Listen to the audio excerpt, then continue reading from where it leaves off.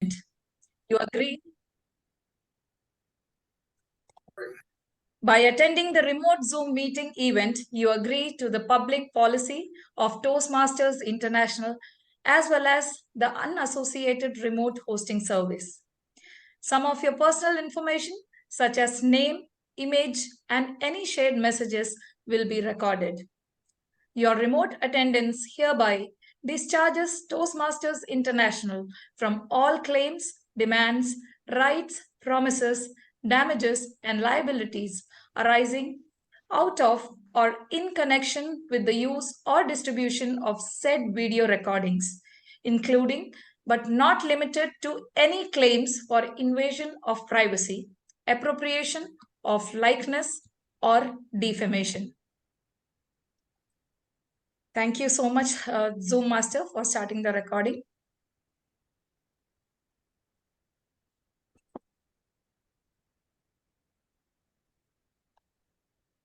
Welcome to Leadership Speak, an advanced Toastmasters club for leadership development. We are one of the top 6 clubs globally. I am Toastmaster Aswathy Rajan, the Sergeant at Arms of the meeting. We provide a supportive and positive learning experience in which members are empowered to develop communication and leadership skills, resulting in greater self-confidence and personal growth. Now, leadership statement. Leadership Speak is the premier club for experienced Toastmasters to become better self-directed leaders. We are an advanced club focused primarily on leadership development in everything we do. Our timer has a virtual hand raised, so we all can immediately see who is keeping the time. Thank you so much, timer. Our TMOD, who will lead our meeting today, is Toastmaster Daniel Omondi Odero. Daniel is an entrepreneur passionate about the provision of exceptional service. He is also a network marketing professional, insurance sales advisor, and a life coach. He has been a Toastmaster since January 2010 and is the IPP for K Toastmasters Club in Nairobi, Kenya, District 114. He has been appointed the Speakers Bureau Chair and Assistant Division Director in charge of Program Quality for Division D, also in District 114. So ladies and gentlemen, please put your hands together to welcome our Toastmaster of the day, Toastmaster Daniel. Thank you. Good morning, good evening, good afternoon, fellow Toastmasters, and welcome guests. This morning or afternoon or evening, we're here to share the stage and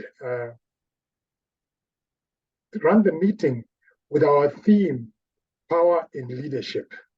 To start up our meeting, before we go on, I'd just like to call our president of the club, Asif, give us a toast.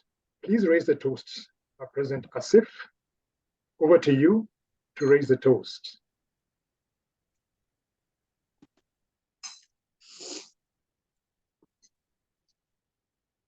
Dear fellow Toastmasters and esteemed guests, in Toastmasters, we witness a remarkable fusion of individuals. Each one of them is in the unique journey of self-discovery and personal development. See, at the heart of Toastmasters is that we want to inspire, guide, and uplift one another. It's all about service, influence, and empowerment. So Toastmasters, what is true leadership? It's not about authority or control. It's all about creating an environment where every voice is heard, where every idea is valued, and where every member has the opportunity to shine. So as we have gathered over here in the spirit of growth and learning and camaraderie, I want to raise a toast to the essence of power in leadership within the context of Toastmasters. Hence, I request everyone to unmute yourself and raise your glass or cup and say after me. Let's all grow with the power of Toastmasters. All grow with the Grow power of Toastmasters. Back to you, Toastmaster of the Day, Dan. Thank you, Mr. President. Asif. Now we dive straight into our program. And today we're talking about one of the things about Toastmasters we talk about is where leaders are made. And leaders are there because they have some power. We are so fortunate this morning, afternoon, or evening to have with us a speaker who will take us through some of the ideas behind power in leadership.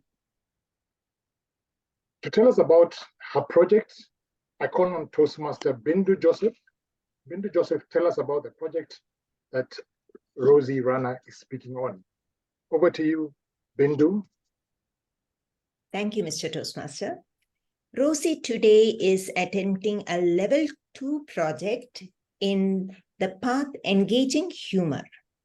And as a part of this project, she is supposed to compile a pile of humorous stories or something that elicits a sense of humor and present it to us into a 5 to 7 minute speech.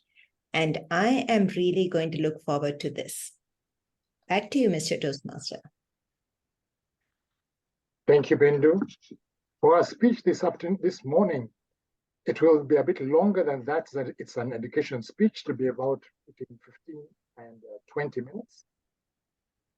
A little bit about Rozy. Rozy is one of the founding leaders of District 114.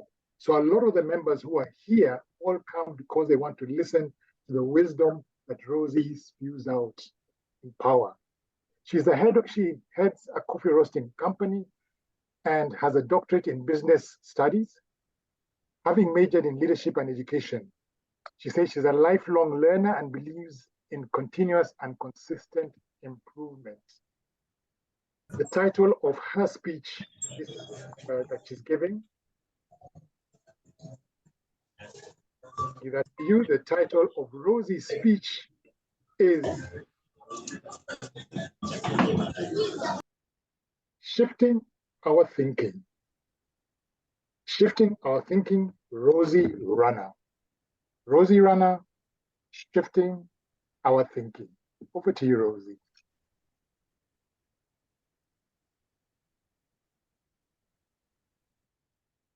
Thank you, Mr. Toastmaster. So, what is all this fuss about? If you want power, how about lift your finger on the switch and voila, the light switch will give you power. Mr. Toastmaster, fellow Toastmasters, ladies and gentlemen, the human craving for power dates back well before electricity was invented. In fact, it dates as far back to prehistoric times. As a matter of fact, even the animal species crave for power. Just 2 weeks ago, I visited Nairobi National Park, now in Kenya, and this is why we welcome everyone to Kenya. We are very, very fortunate that we have a game park in the city.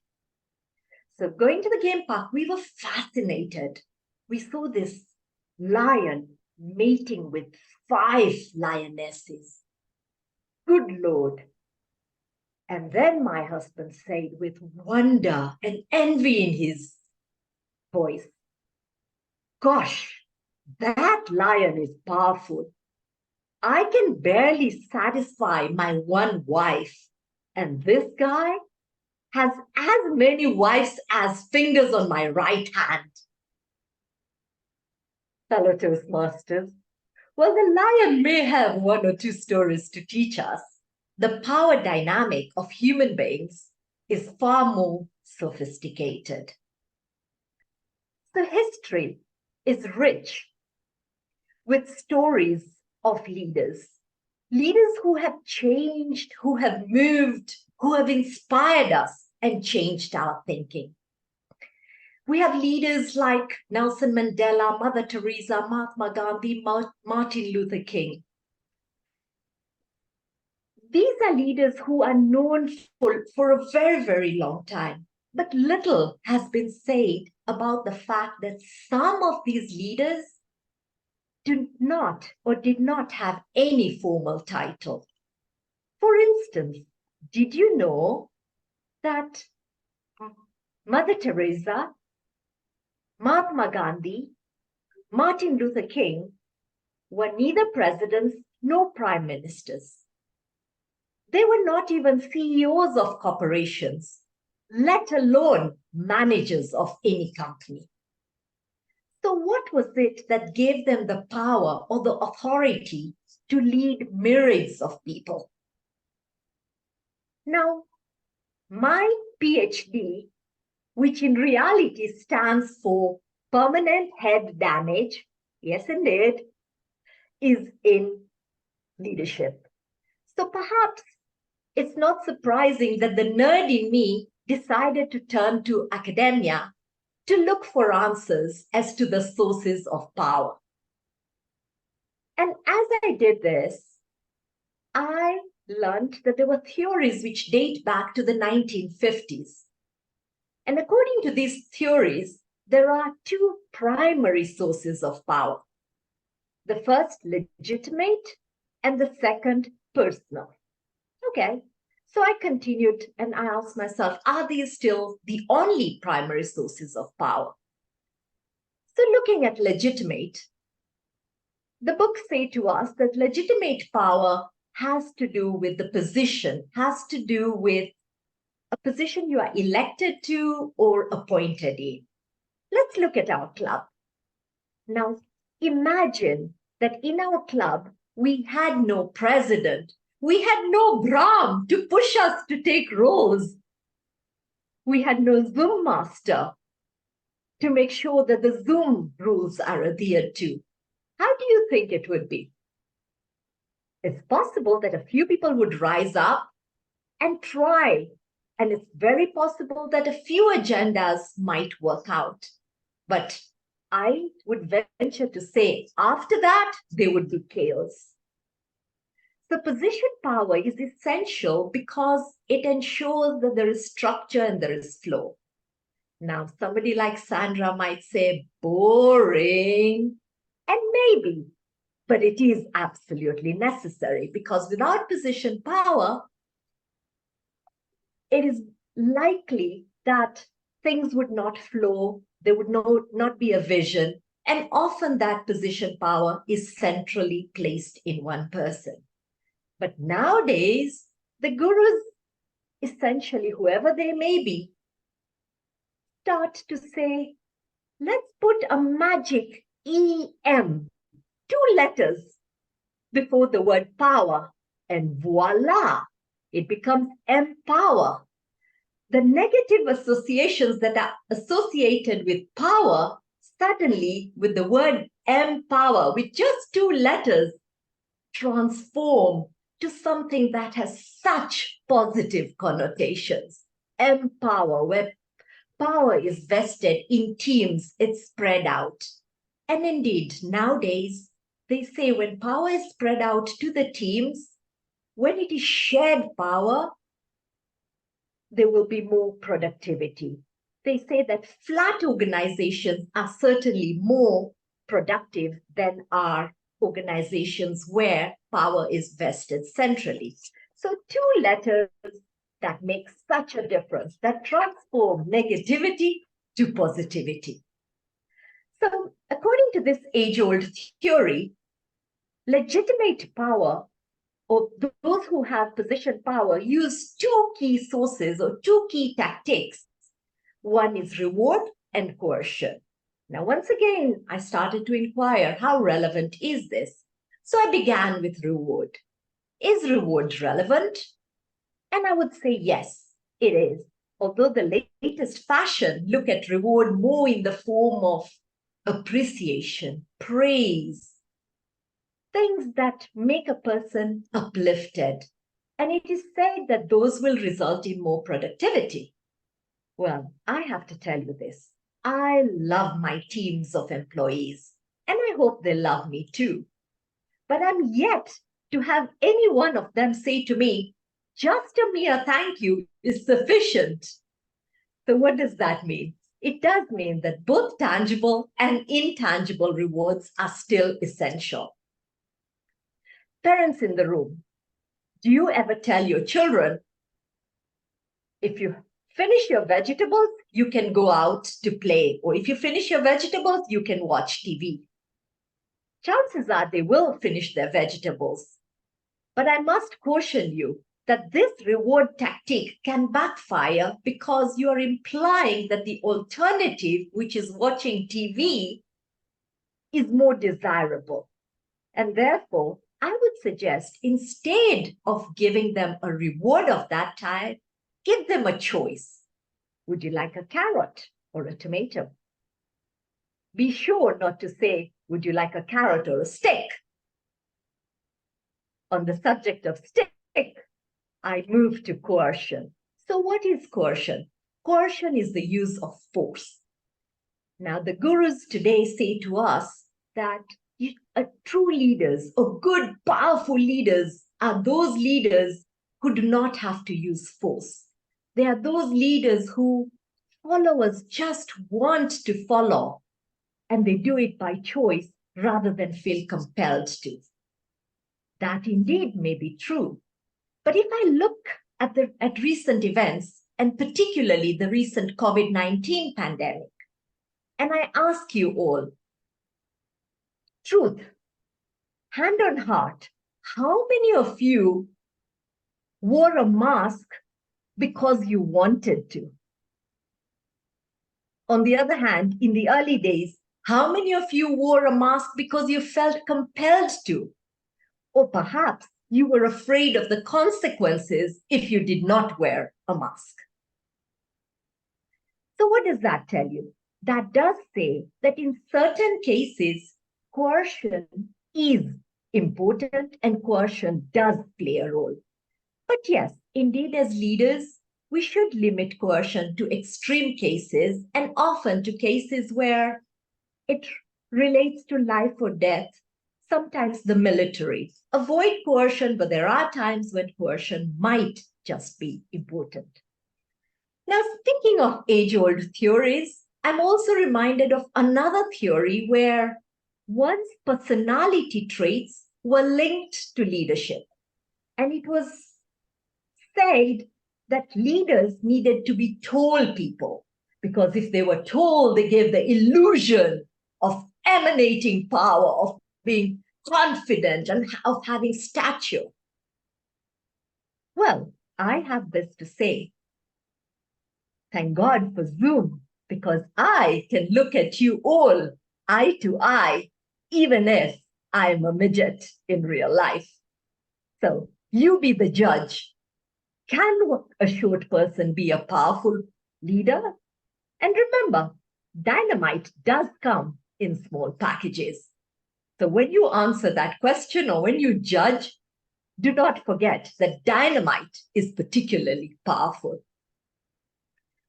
Moving on with the theory, personal power, another primary source of power. Now, within personal power, this is power which is vested in an individual.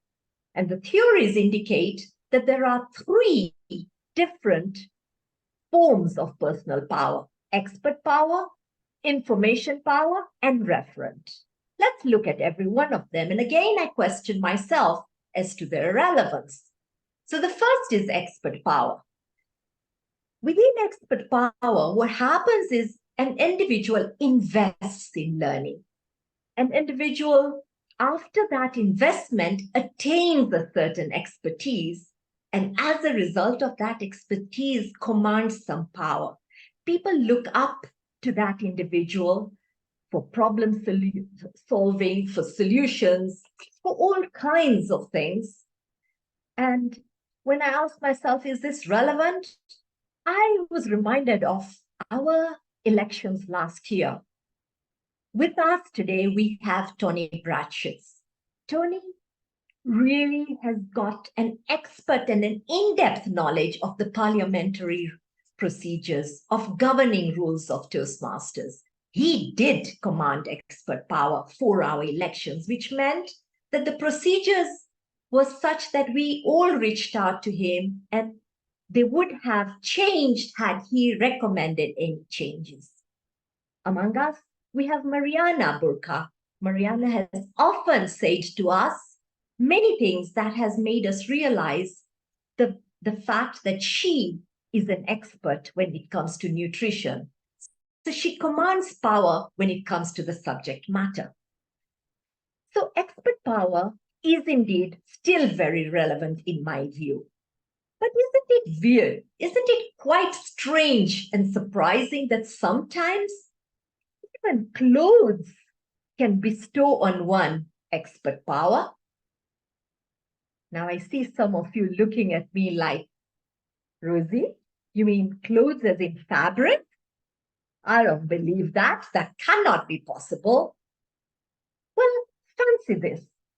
Consider you are in a hurry to get somewhere and you're running late. So you start speeding. And as you are driving, you see someone in blue ahead of you. I assure you, and correct me if I'm wrong, you will suddenly slow down to a speed of possibly 30 kilometers an hour and keep going at that speed until that man in blue is barely visible through your rear view mirror, leave alone the front mirror. Now, if you don't believe me, then why did that frighten you, just seeing the blue? So even clothes are a symbol of power. Moving on is the information power. Now, information and expert have certain overlaps in that it has to do with information.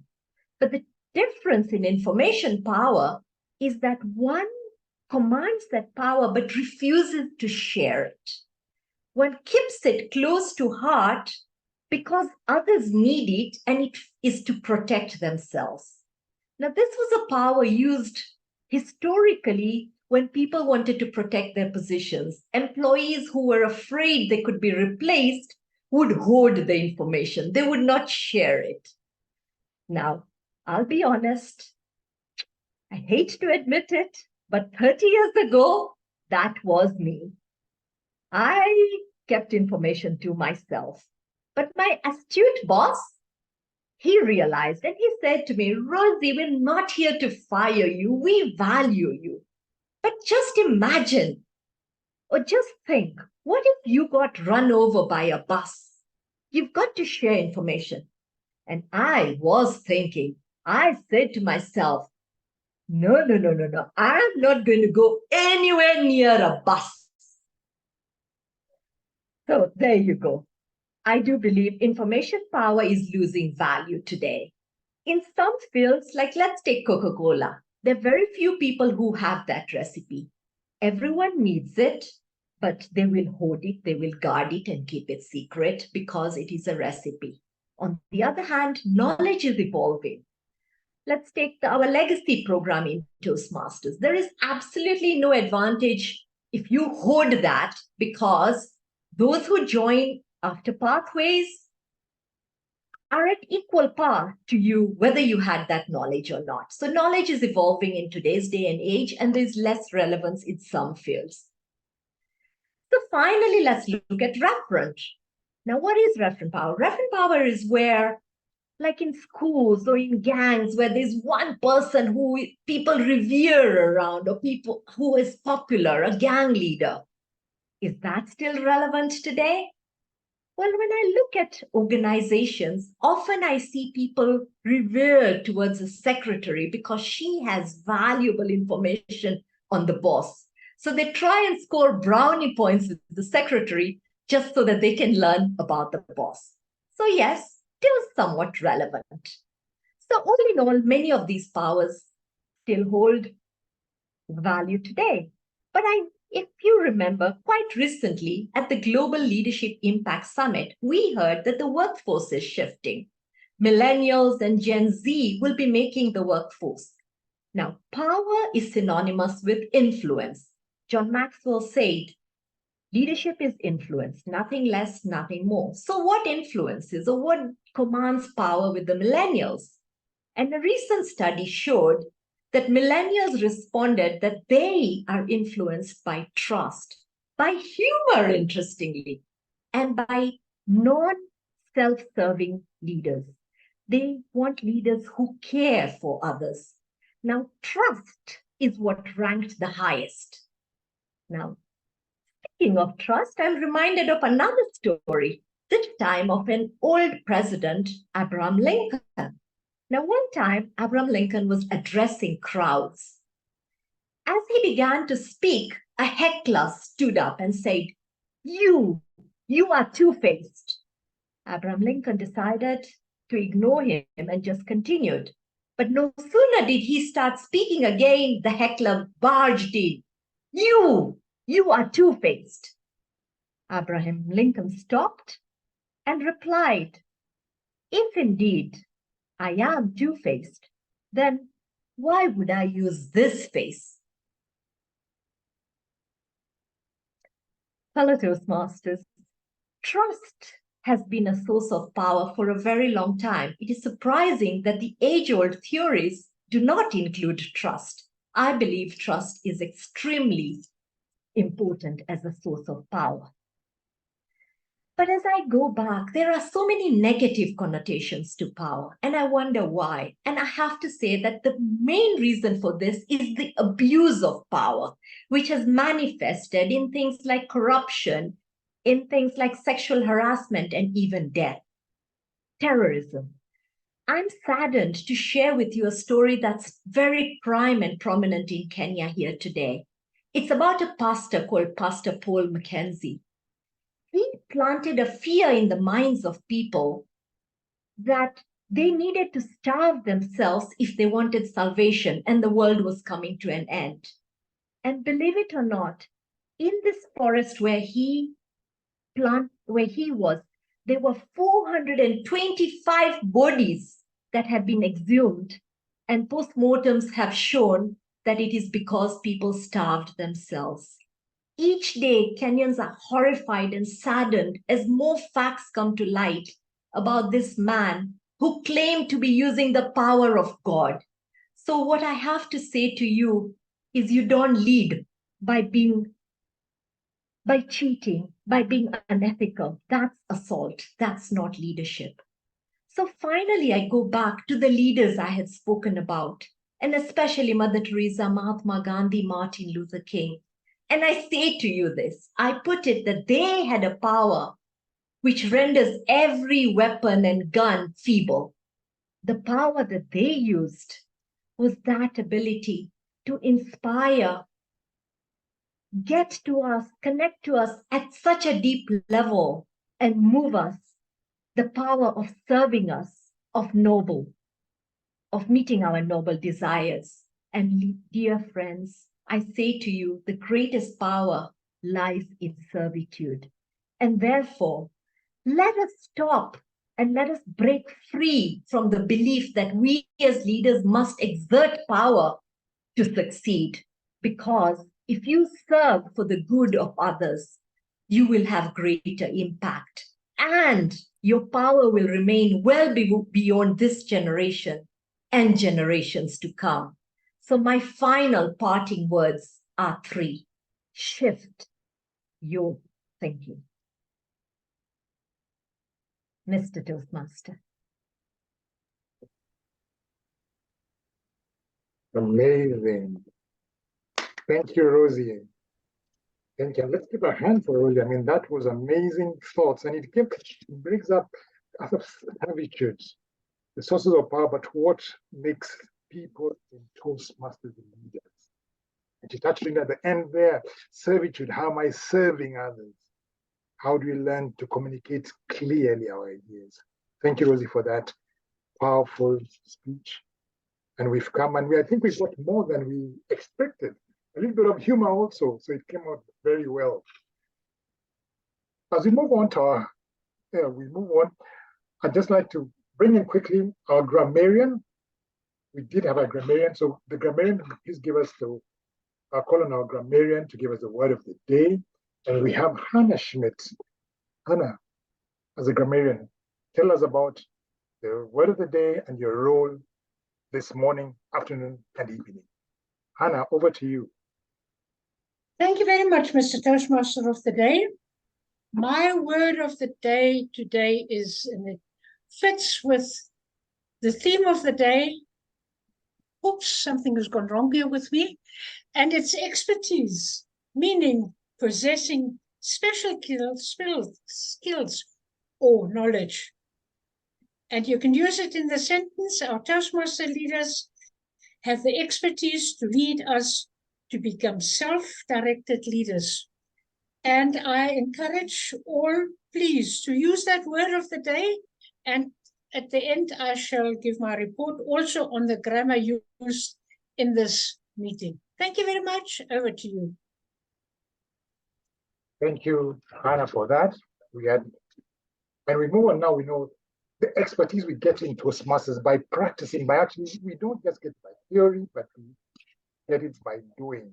And that gives us power because then you have an idea and you can place it extremely well. Our first speaker is actually Hannah Schmidt again. And I'll call on her evaluator, Mohmad, to give us what is the part she's doing and tell us about her projects that she's tackling today. Over to you, Bram.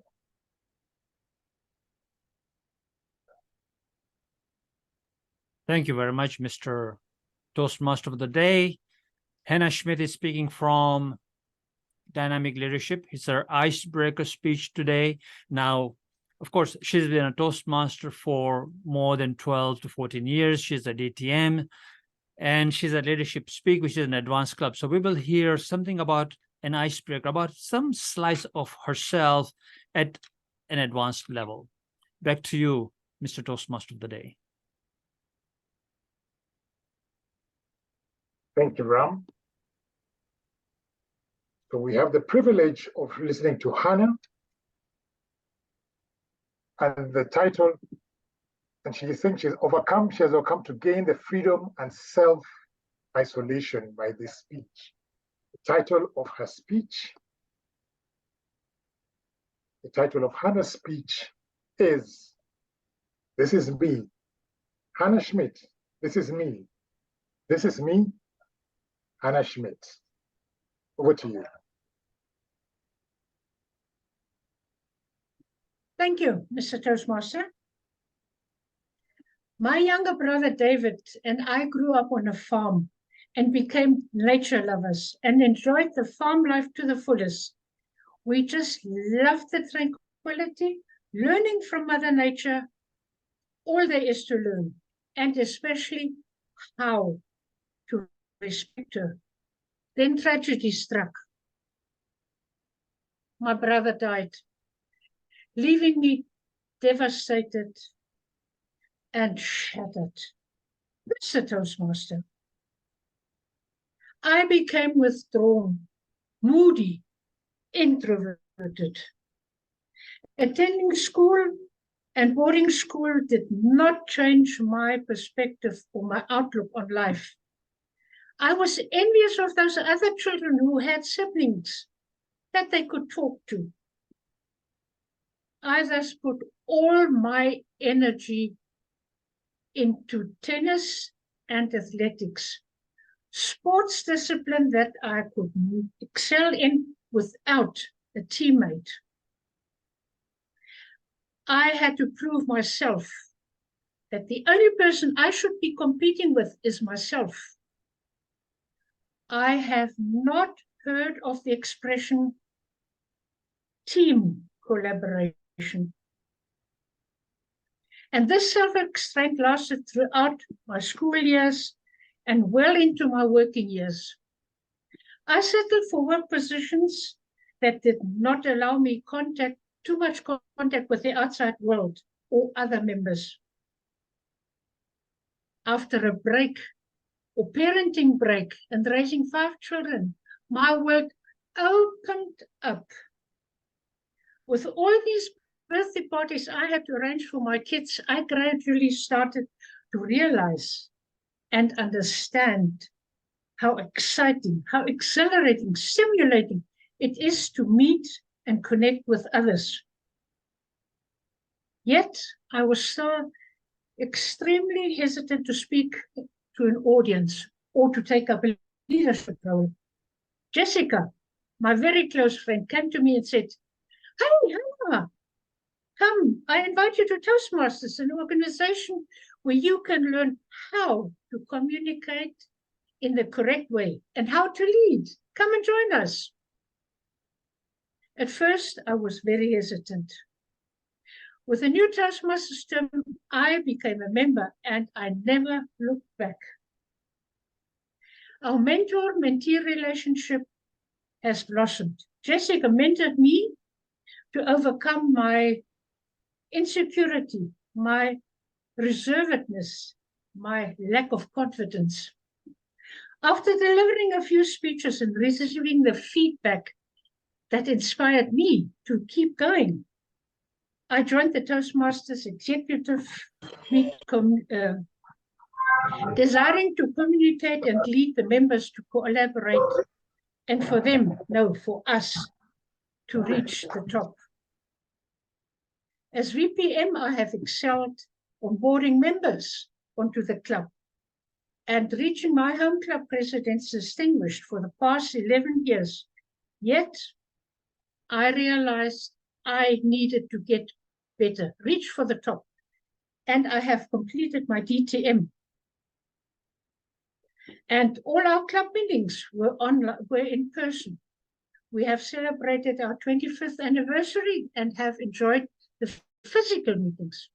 Sadly, in 2020, all of us have been compelled to stay at home. But this did not stop me from twiddling my thumbs or becoming a couch potato. My laptop opened another exciting world for me, traveling virtually and visiting Toastmasters globally, which I thoroughly enjoyed. Being the new me, I opted to become the VPM of Leadership Speak Toastmasters Club. And today we conquer, or we communicate, we connect with the members, and I get their commitment to join Toastmasters, and we will go on the journey. Thanks to Jessica, I have gained the confidence to connect, to collaborate, and the success will ultimately follow. Because from that moment that I joined Toastmasters, I have moved towards to where I am today. The new me, a power in leadership. Mr. Toastmaster. Wow.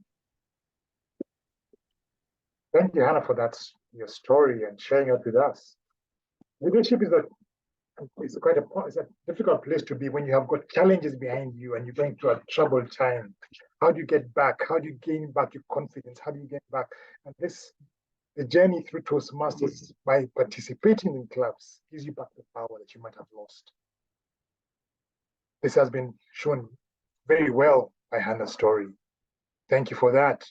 So we know where we need to go. Because a lot of people say we are leaders, but sometimes you're hiding something is playing in there. How do I get out? This is it. Fantastic. Our next speaker, Marianna. Marianna is our next speaker. And before I call her on stage, I'd like her evaluator, Ntati, Council, to tell us about Marianne's project today. Over to you, Ntati. Fellow Toastmasters, Mr. Toastmaster of the Day, I'll be evaluating Marianna Burka, the nutrition expert. Her path is leadership development. Level 5, the first project, manage successful events. The purpose of this project is for Marianna to practice planning, leading, organizing, and implementing an event. The purpose of this speech is for the member to share her experience in planning, organizing, leading, and implementing the event. Her speech is a 5 to 7 minutes speech. Back to you, Mr. Toastmaster of the day. Thank you, Tati. With this project, Marianna says it's the perfect project to bring together her professional expertise, her professional knowledge, nutrition, her passion for fasting, her passion and fasting with the Toastmasters program. The title of her speech, Fasting Magic. Fasting Magic, Marianna Burka. Marianna Burka, Fasting Magic. Thank you. Thank you very much, Mr. Toastmaster of the Day, fellow Toastmasters, most welcome guests. Yes, in a few months ago, I reached the point on my pathway that I got to that level 5 project, which is usually more complicated. And it's hard to get over because we want to do something meaningful, but it's not always easy to find something that lights our passion. And I had to make a decision what to do. What should be? I organized many events within Toastmasters, and they were always Toastmaster related. And first time ever, I decided, okay, I'm going to organize an event, but it's not going to be about Toastmasters. It's going to be about my passion, my real life, professional life passion. And that is nutrition, wellness. And of course, I decided if it's my life, then it's going to be about fasting, because that is my main focus recently in the past 3 years. So first of all, I mixed it up, Toastmaster with professional interest. And it's easy to mix it up when somebody's professional life aligns with Toastmasters, like many of you. But mine is not. Mine is different. So I had to come up with a program, and then I had to promote it. And that's when I find out that going outside of Toastmasters realm is not that easy. I made my flyer and I started to post it like I do with every event I organized before. But then I got questions. Is that a Toastmaster event? It should be advertised on Toastmasters groups. And yeah, it was a Toastmasters event, but it limited me because I just got tired to answering people, even though it was in a description that, hey, this is my level 5 Toastmaster project. So I was limited with advertisement. Now, of course, I could advertise outside of Toastmasters, but I wanted a Toastmaster event. But that said, everything is turned out just fine.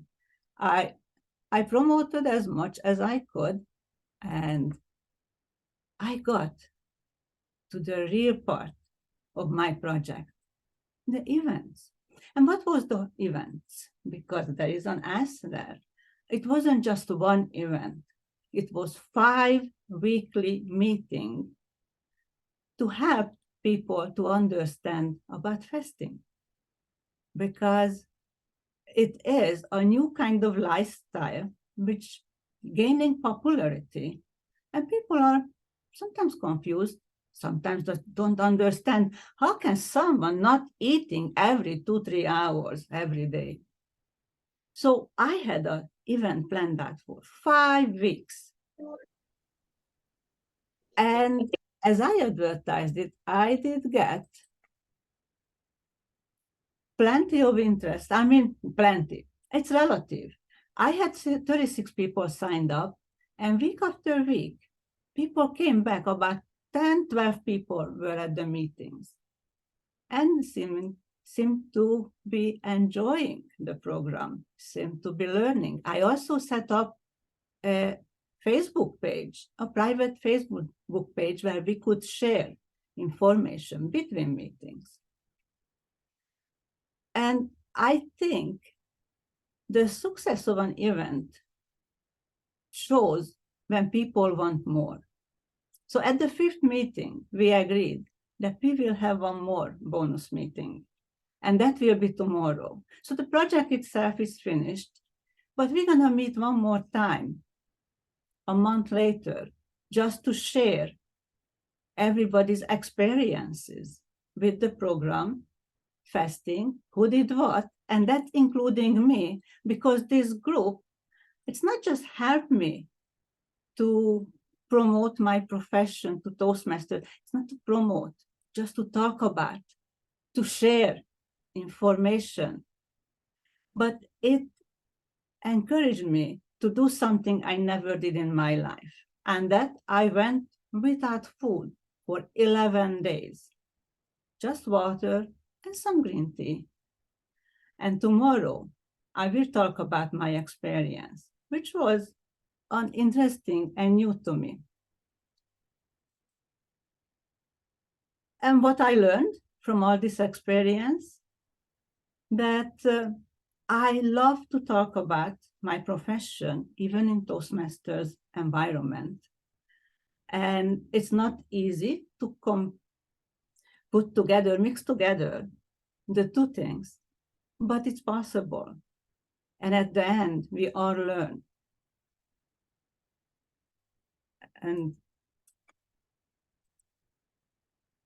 that is what I learned throughout to manage an online event, which wasn't just a Toastmaster event. It was also a wellness event. It was a nutrition event. It was all about fasting. And it was something that could help people. Back to you, Mr. Toastmaster.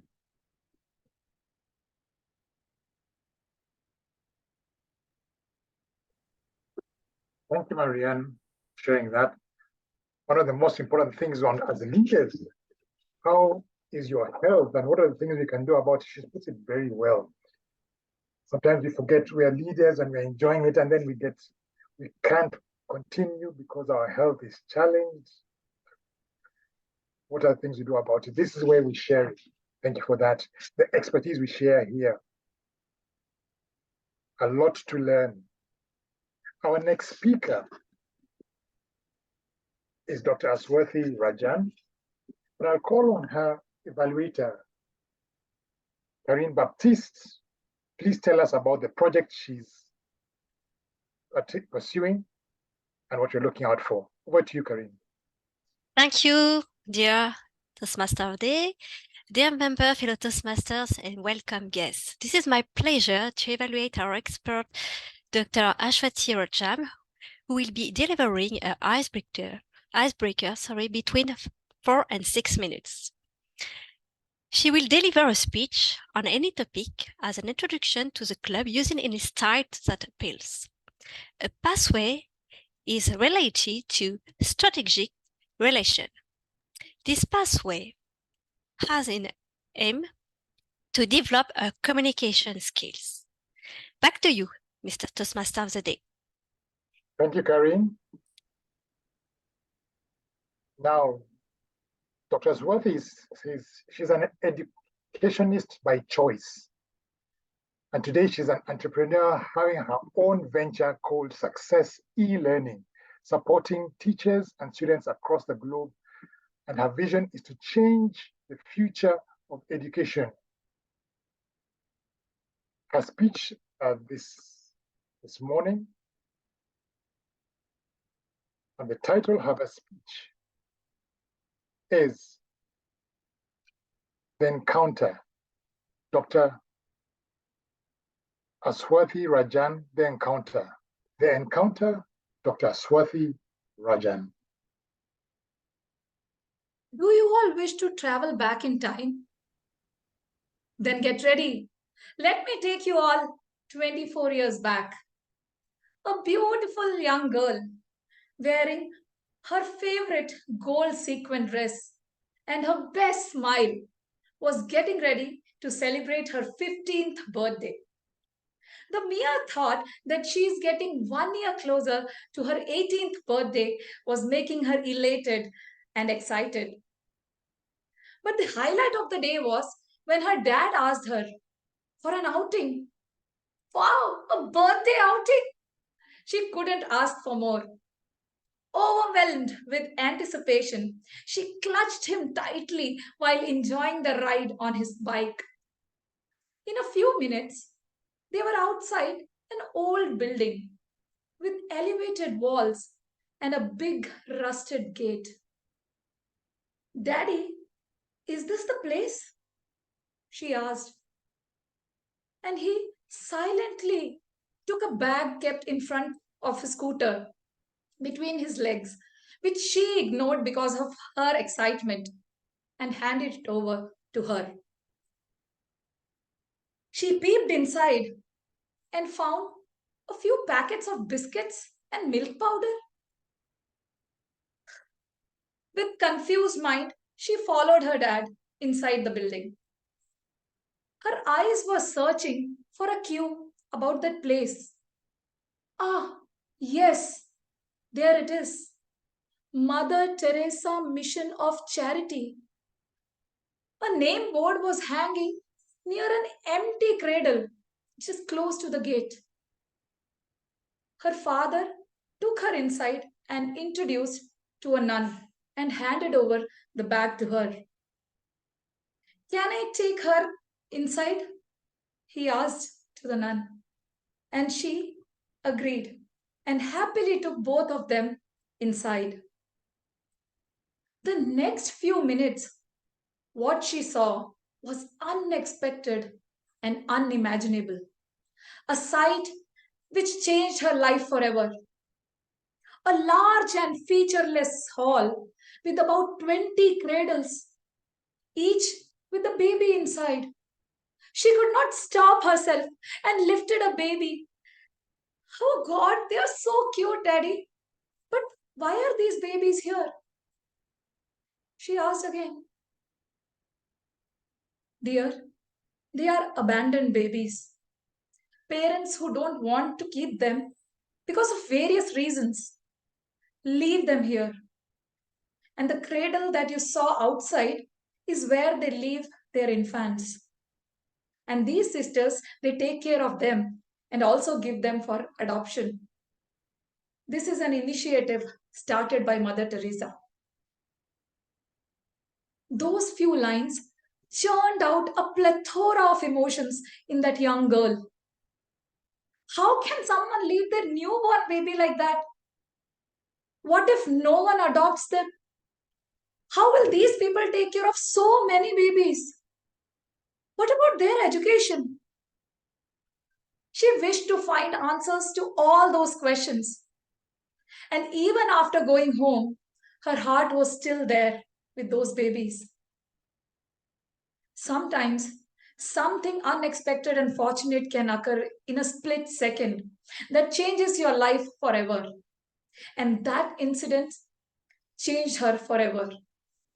That day, a thought seeded in her. One day, I will definitely do something for such children.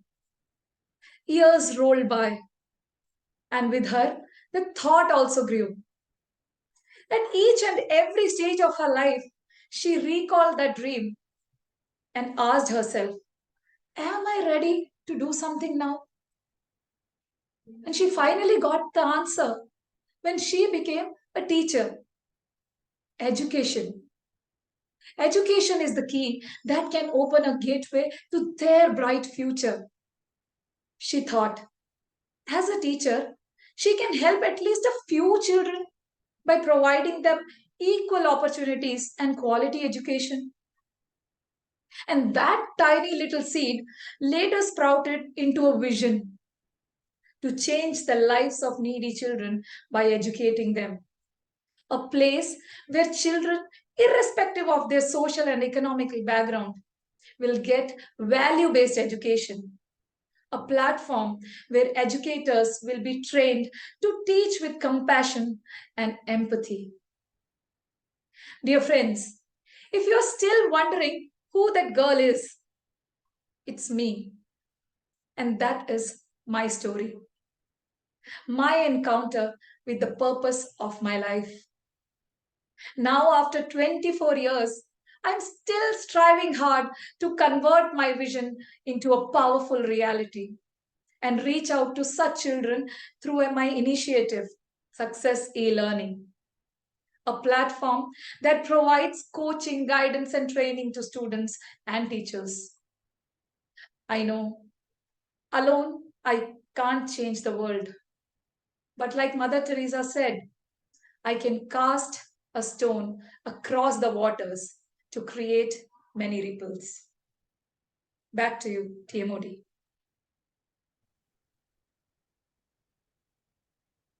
Thank you, Dr. Aswathy. Powerful story. It is said that stories are the things that move people and sell things. So if you want to, in any business, if you're doing, tell a story. And she's done it very well, captivating story about a powerful time in her life and what it has brought her to.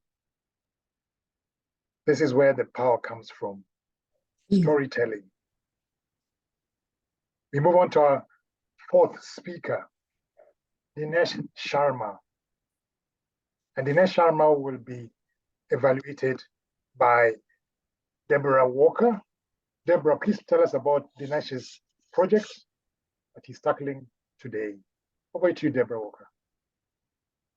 Thank you, Mr. Toastmaster. Dinesh Sharma is currently working on the team collaboration path. And today he is going to be giving his second speech as part of the evaluation and feedback project in level 2. If you recall, he gave his first speech on January the 15th. I was his evaluator, gave him points of feedback, and he is going to work on incorporating those feedback into today's presentation. Back to you, Mr. Toastmaster. Thank you, Deborah. For Dinesh, he says team building, the team building part that he's working on is an area of his expertise. And he's working to see how we can incorporate the feedback in his speeches and improvement. The title of Dinesh's speech, which is 5 to 7 minutes, Slow Down in Your Pursuit of Excellence. Dinesh Sharma, slow down in your pursuit of excellence. Over to Dinesh. Have you ever thought that you had more than 24 hours in a day to achieve all you can do it? Let's hear from you. Raise your hand. Quite a few. Let me tell you this. Your dreams are not up for sale. Why do I say that? I say this because, like you, many years ago, I was that kind of a personality. I wish I had more time. I wish I had more time. But other personality that I had was, I'm a very competitive person, and I would say, if they can do it, I can do it too. I'm going to relate a story of an evening where I overbooked myself. I looked at the calendar, I booked 2 meetings, 2 Toastmasters meeting where this is pre-COVID, when the meetings were held in person. So one meeting is from 6 to 8, with the dinner being served from 6 to 6:30. and the other meeting is from 7 to 9, the dinner being served 7 to 7:30. And I looked at, hey, who are the Toastmasters? What's the agenda? And I look at it. For the first meeting, the Toastmaster is Dan, and my speech is number 4. And for the other one, my Toastmaster is Hannah, and I am speaker number 1. I started juggling around a little bit. I called up Dan, and I says, Dan, can you move me from speaker number 4 to speaker number 1? And Dan looked at it and says, why do you want me to do that too? VP of Education, Braham, he would do that too. And I said, okay, I'll call Abraham. And I said, can you move me to speaker number 1? Braham very kindly agreed to it too. I called up Hannah and says, Hannah, can you move me to speaker number 4? As kind Hannah is, she agreed. Everything is ready. I think the life is perfect. I come to the first meeting. Everybody's eating and I'm thinking, oh, I can't eat, man. I got to go. I got to go 6:30. At 6:25, I go to Sergeant and Arm and says, hey, what time are you starting the meeting? Says, hold it. There's a couple of minutes left. 6:30, I go to Dan and says, Dan, can you start the meeting? I said, Dinesh, give it a minute. We will do that too. So 6:30, Dan starts the meeting. I didn't eat anything. And after the introductions, he brings me in. I present my speech. I don't even wait for the evaluator. And now I run to the second meeting, which was a 20 minutes drive from there too. I reached there and the sergeant and Dr. Aswathy Rajan, as kind as she is, she says, Dinesh, don't worry, we have you covered. We have the food there waiting for you too. And I says, thank you, Aswathy, I'm hungry. I quickly go there. Now, rather than having the entire fruit, I said, okay, no, I'll quickly have some. So I picked up a plate and I picked up some oranges, I picked up something, and I picked one up and I said, what? There's no juice in it. What? Okay, I picked up another one. No, there's no juice here in too. I picked up a third one. There's no juice in it too. What did I do? Any guesses? What did I do?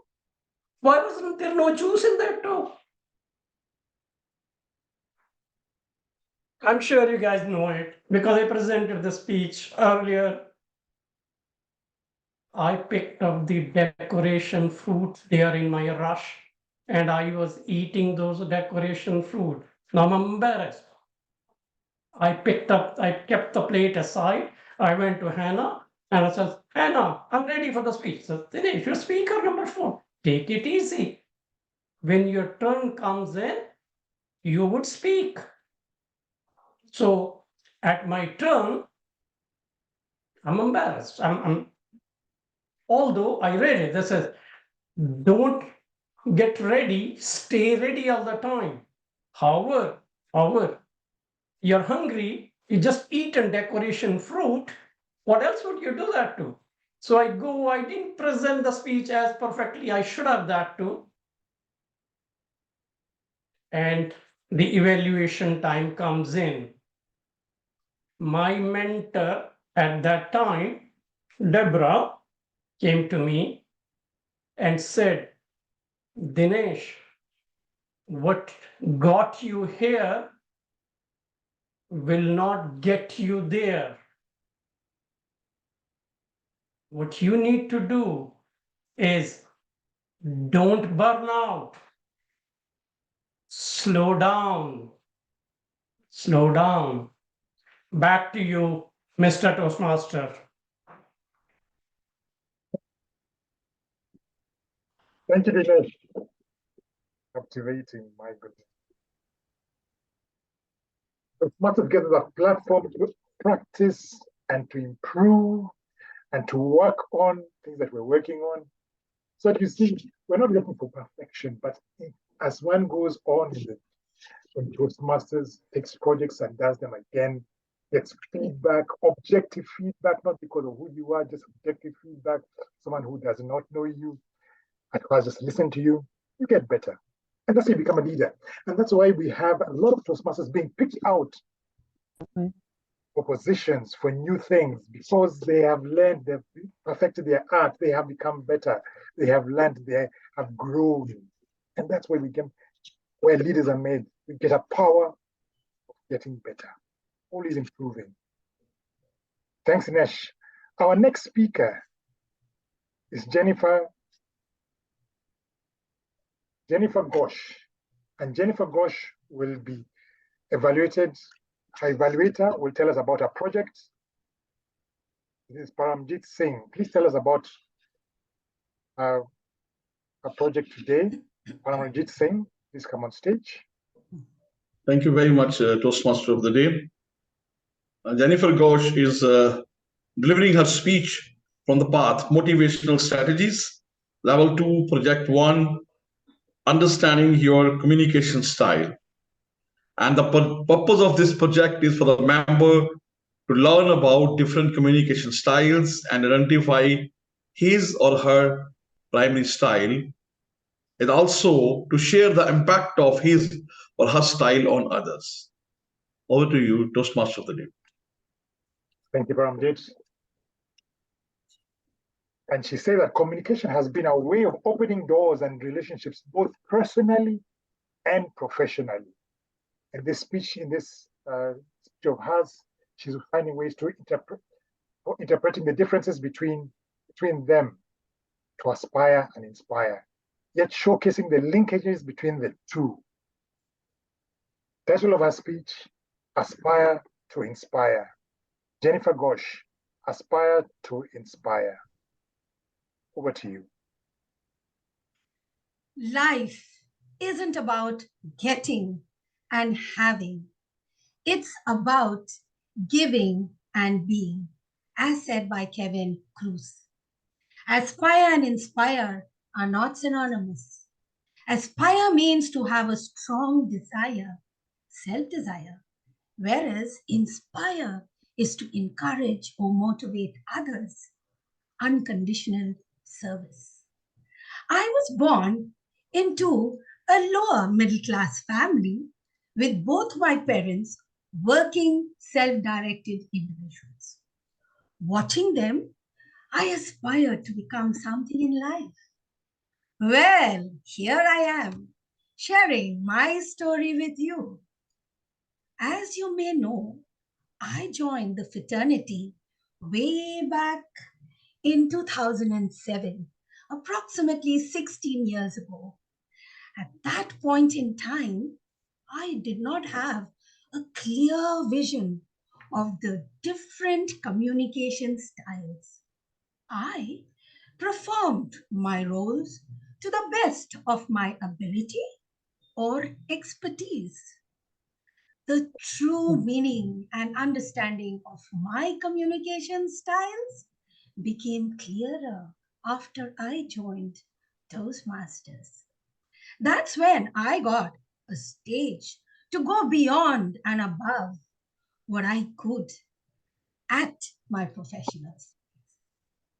It turns out I am a combination of not one, but two styles. The first, direct, makes me decisive, competitive, independent, and confident, while the second, initiating, reflects my sociable, enthusiastic, energetic, spontaneous, and fun-loving side. As I look back, I realize that Toastmasters and members offered me an inclusive space where I could effectively communicate without fear or inhibitions, share stories, experiences, and opinion with confidence and zeal, which eventually led me to take on higher responsibilities in leadership. Leadership taught me the importance of using diverse communication styles in different situations to inspire youngsters to reach out and do something noteworthy, to help their communities, to show others how to be their best, and to work towards a higher goal in their Toastmasters journey. There is one particular story I would love to share with you today. Way back in 2019-20, serving 5,000 plus members in 3 countries, that is India, Nepal, Bangladesh, I was afraid. It was when I was filling up the district success plan that I realized the humongous task that was ahead of me and my teams. Nonetheless, as I always say, que sera, sera, whatever will be, will be. The future's not ours to see. Que sera, sera. I thought to myself, work has to start now. There is no point in waiting. Hence began my journey as the district director. Sometimes I would direct, especially when I used my communication styles to ensure my team were focused, result-oriented, ambitious, goal-oriented, and driven to help us achieve Smedley Distinguished. At other times, I used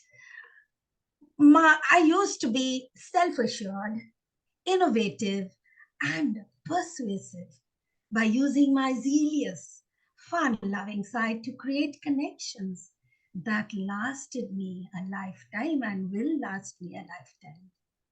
During the year, I combined my 2 communication styles effectively to inspire leaders and members through Facebook live chats, by sharing short videos with inspiring messages to push them forward and upwards, emotional connections to connect with past leaders and members who had left the community of District 41, as we needed their help to grow in times of need.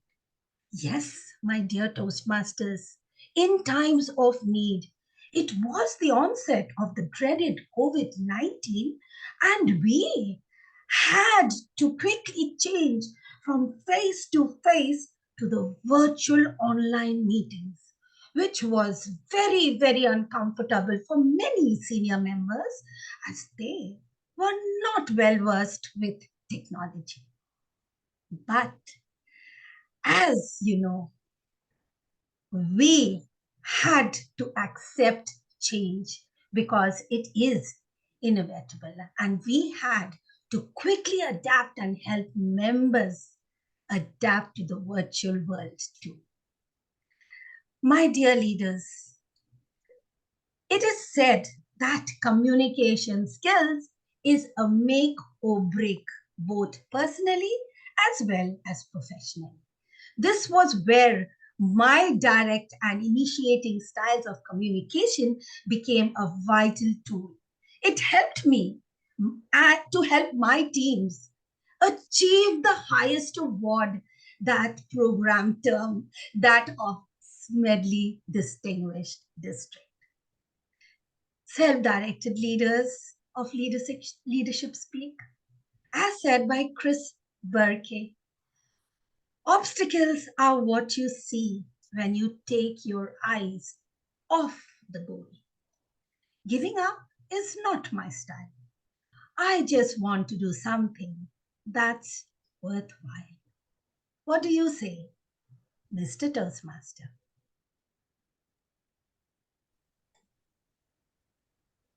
Thank you, Jennifer. Fantastic. Obstacles are what we see when we take our eyes off the goal. My goodness, well put. Leadership Speaks offers us leaders an opportunity to interact with 16 people from 16 different nationalities and grow. Iron sharpening iron, strengths coming out. Here we learn and we come up front and we become better in what we do. Our final speaker, we're privileged to have today, we listen to, is Sabnam Saiyed, and she's going to be evaluated by Kenneth Kajora. Kenneth Kajora, please tell us about Sabnam's presentation and what we're looking out for. Over to you, Kenneth. Thank you, Dan Odero. Good evening, good morning, good afternoon, Toastmasters. Today, I am privileged to evaluate President of Abu Dhabi Women's Toastmasters Club, Sabnam Saiyed, from Abu Dhabi. Saiyed is presenting an advanced icebreaker speech as a way of introducing herself to the club. The project is under presentation mastery. What will I look out for, Saiyed?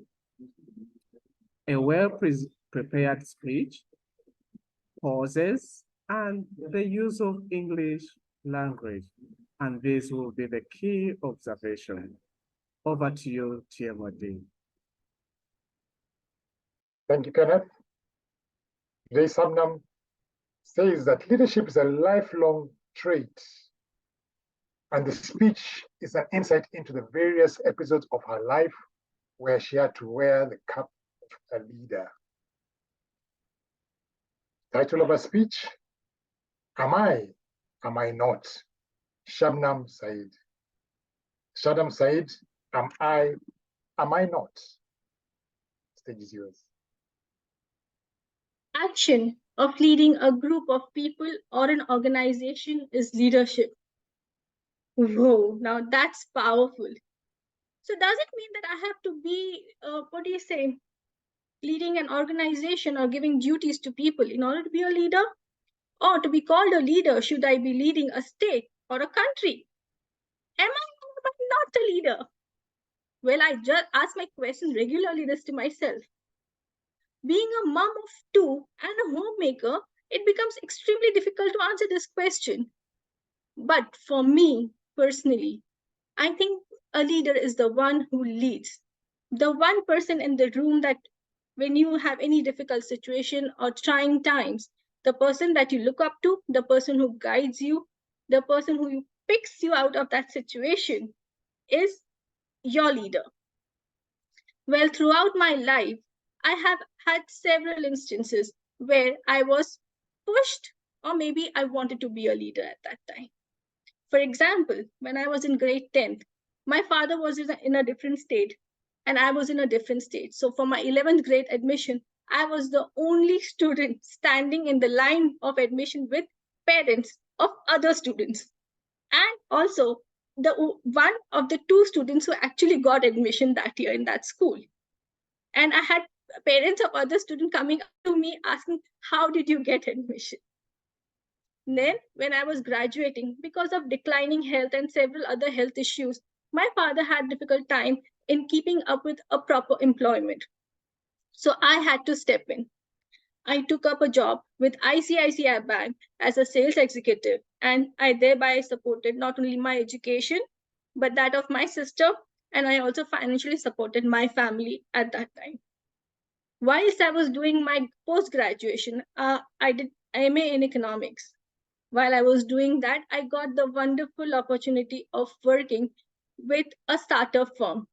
It was a firm doing legal transcription for US-based law firms and surveillance institutions like Fresco. There, I joined as a legal transcriptionist. Within 2 years, I was leading a group of 7 people and also training and doing quality assurance for them. I was able to experiment there. It was fun doing that. I was able to streamline the process of transcribing and editing. Well, now can I call myself a leader? Or there's something more to it? Then, after my daughter was born, I took a step back from working because I wanted to give my 100% to my daughter. It is not that women cannot work after they get children, but I wanted to dedicate my time to my children. So I took a step back and my husband supported me in that. So after a break of 12 long years, I wanted to take a break of 2 years, then 3 years, but it became a break of 12 long years. I wanted to come back to workforce, but how?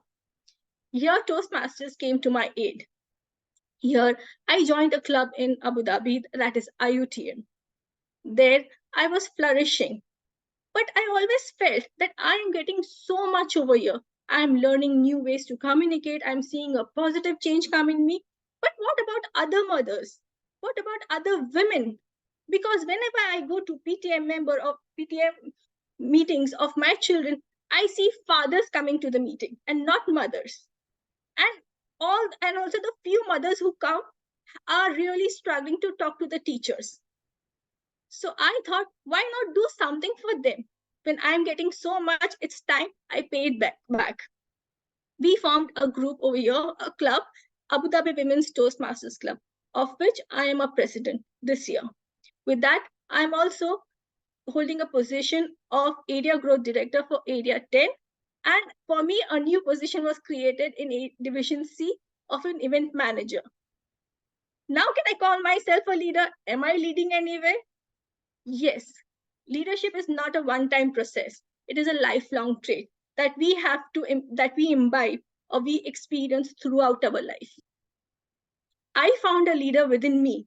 Have you found a leader within you? Have you, Toastmaster of the Day? Thank you, Sabnam. Have we found the leader within you? That's the question we ask us. Thank you for guiding us. Look where we have come. I mean, Toastmasters has offered so much. Thank you for that. Thank you for that speech. Really brought it home. After 12 years out of work, how do you get back? How do you stay relevant? How do you become relevant there? Sometimes Toastmasters is the way to go. And we then become ambassadors to others, how we should be leaders. There are many people who lead out there, but we question their leadership. And they're not motivating enough. They're not inspirational. They're not like some of the people we listen to today. Before we move on, we'll have a poll. Sergeant at Arms, please run the poll for the better speaker. And as that is being done, I'll now then call on the general evaluator, who will take us to a part of evaluations, feedback, the breakfast of champions. How can we get better? So please put your vote in for your better speaker for today.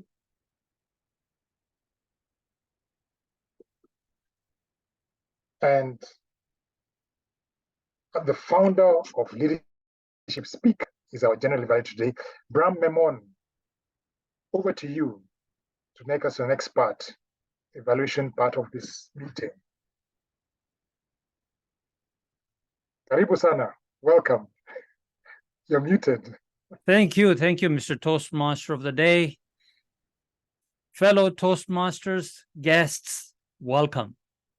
My job as a general evaluator is to evaluate the meeting as well as introduce you the evaluators. Our first evaluator is, of course, the one who's going to be evaluating Rozy Rana, and her name is Bindu Joseph. Bindu. Rozy, as a friend, I love you. As an evaluator, not so much. Why? Because you're so exceptionally good. You're such an exceptionally good, passionate speaker, exceptional, engaging communicator, and an exceptional, inspiring Toastmaster. But saying that, I do have a job to do, and that is to evaluate you.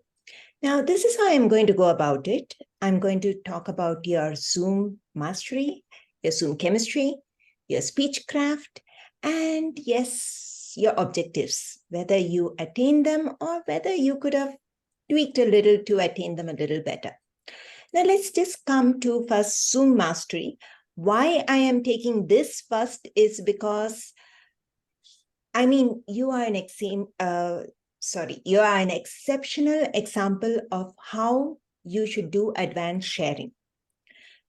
First of all, your clothes, they were in alignment with the background, so it was not distracting as sometimes that incongruence can be. The dialogue, very limited, And it was exactly in synchrony with what you were talking about. It came appropriately, it wasn't excessive, no flashy pictures or loud what's-it videos. Everything was beautifully done and a great example to all of us who have not yet mastered advanced sharing. Now coming to the content.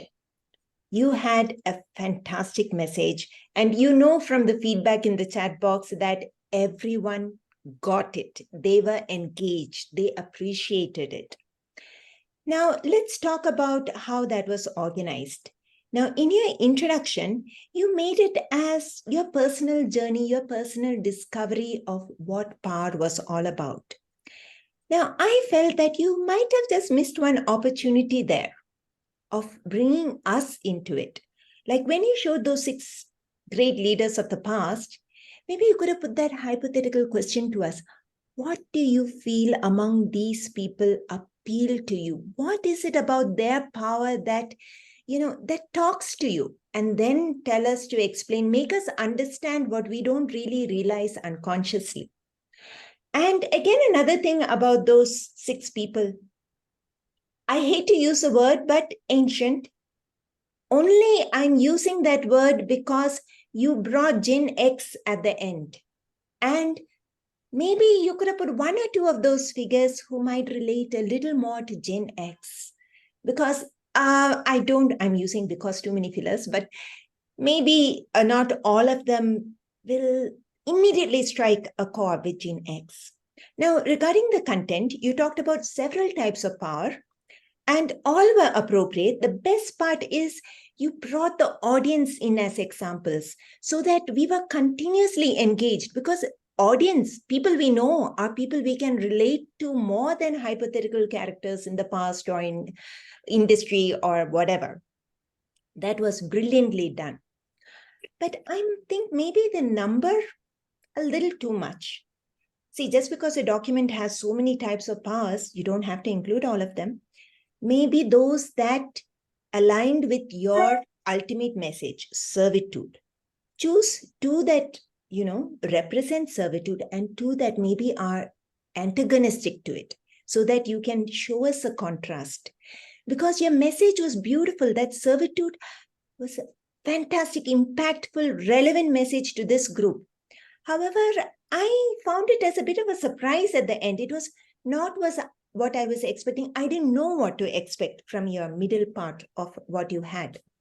So maybe bring in a little bit of that message at the middle. Now, coming to your conclusion, expertly done. I have nothing. The best part of it was you were fresh. You were as fresh as you were in the first slide. You were passionate and you said it so clearly, smoothly, emphatically. Your end was beautiful. The only part I felt was that story with Abraham Lincoln didn't really align for me. Now, the last part is where I have to be that little critical, blank, frank forward friend of yours, the humor. For me, I felt that it didn't actually click.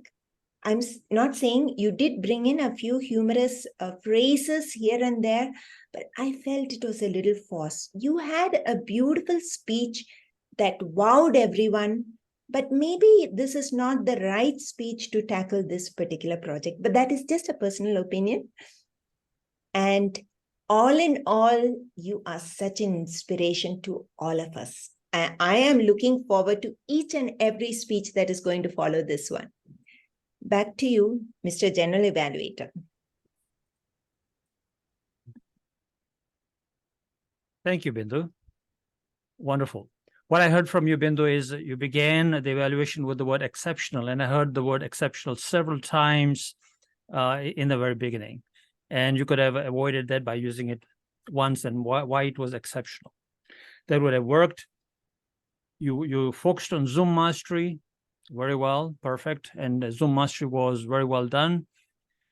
However, what I found in your evaluation was that you gave points of what was great and then improvement, and then what was great and then improvement, rather than what did you learn from the content, and what was your takeaway, and where you thought, were points of improvement that could have enhanced your experience of the speech? It's an education speech. It's a 20-minute speech, a pathways of 7 minutes into expand into 7 minutes, into 20 minutes.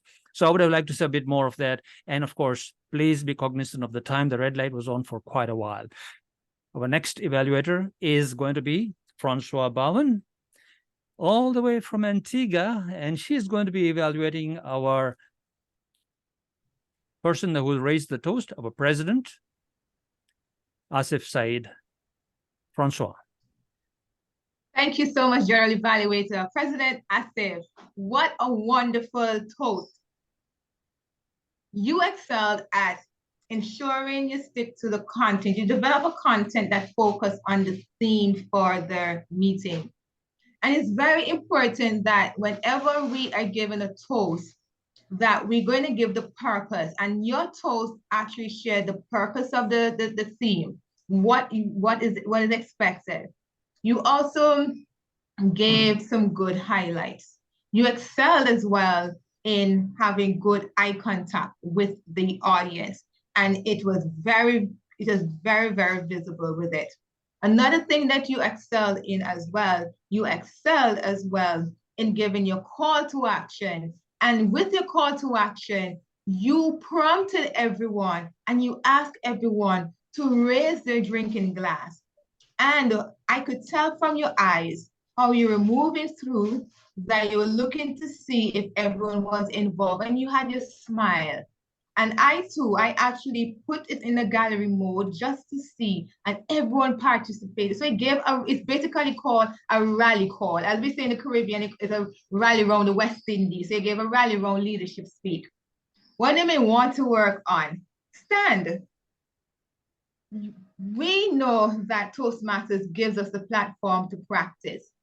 And you may be called in an event to give a toast. So practicing using your glass in your hand in Toastmasters, you will now understand your breathing.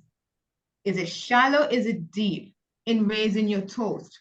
Sometimes nervousness can get the best of us. So practice in standing. To challenge yourself, repeat the theme, give your call to action, put excitement in your vocal variety, especially with a toast, you want excitement. And of course, continue to make Toastmasters the means to your end. Raising my toast back over to Rama.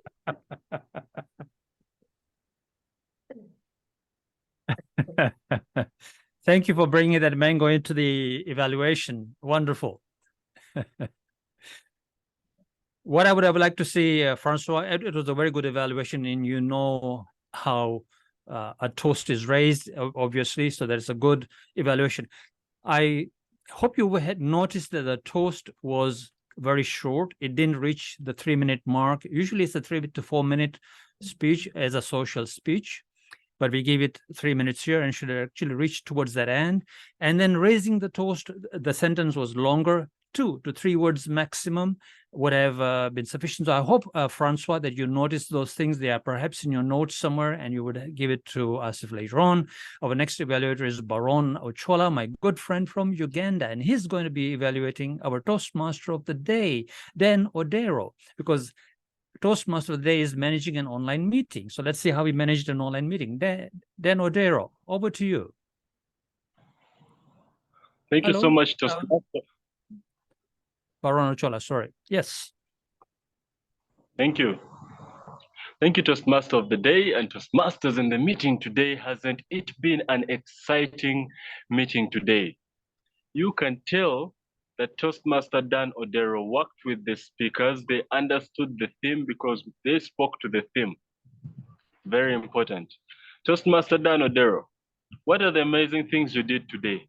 I love how you acknowledged the diversity that we have in leadership speak. When you spoke about having the involvement of 16 countries, that is very important because often we forget that while we are about 60, 50 people in the meeting room, almost every country might be represented, and that is not an everyday thing. I also like how cool, calm, and composed you are. That is very important. When you go to a Toastmasters meeting and you find the Toastmaster of the day panicking, oh my God, what next? I'm not ready. I look like. So you were cool, calm, composed. That as well shows preparation. Very important. What do I think we could do to take this through the roof?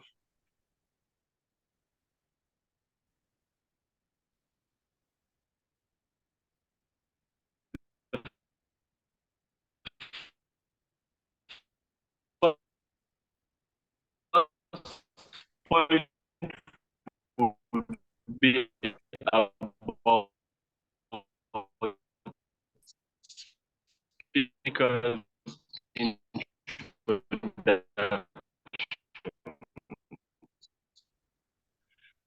the introduction of a speaker is important because it is motivating the audience interest rather, and saying what the credentials that will sound like they are bragging. But coming from the Toastmaster of the day will add to their speeches and will give them energy. So ensuring that you give them the apt introduction is very important. And the next will be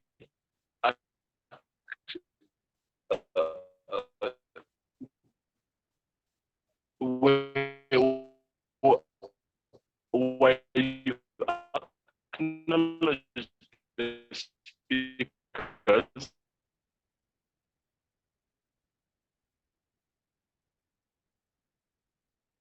Dan, we have a technical problem. Yes, I think we lost. Yes.